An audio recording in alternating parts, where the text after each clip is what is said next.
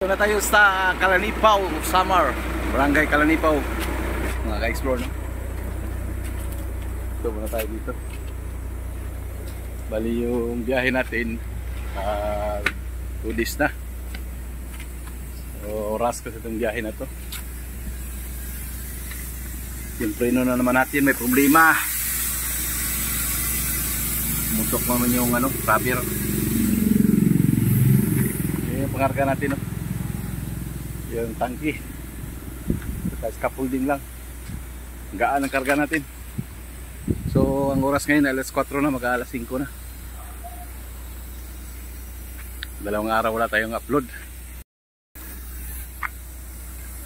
Yan, lakas ng ng natin. Ito yung area dito, ganda. Kaya against the light lang. Yung Calanipaw doon pa parte. Pero sakop na to, sitio dito.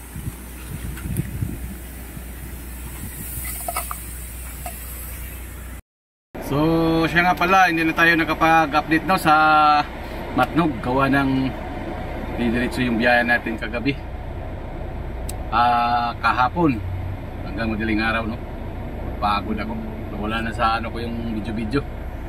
Gawa ng tulog kagad para makabawi. So buwabanat naman tayo hanggang saan tayo abutan ng alas 11 o alas 11 English pa para makapag tayo log-out naman. Tsaka mag-update tayo kung saan na tayo. Baka sa Tacloban siguro nandun na tayo. Hindi na natin alam, no? So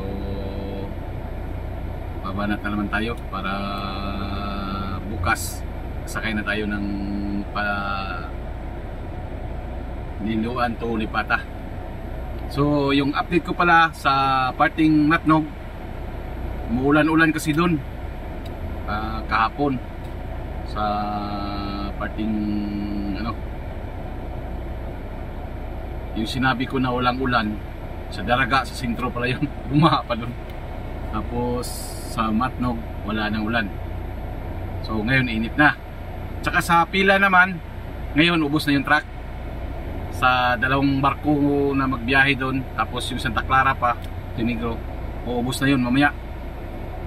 Tsaka dito naman sa parting Alin sa Santa Clara,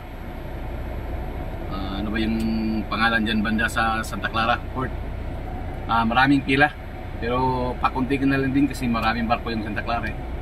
So yun lang sa mga biyahero, sa mga buddy na makapanood din, no? Magandang araw, ingat lagi sa biyahe. So salamat sa nanonood tsaka suporta, no? Update na ako lagi sa mga video-video ko. Biyahe na kami, biyahe na. Babanat lang tayo papunta ang parting Liti.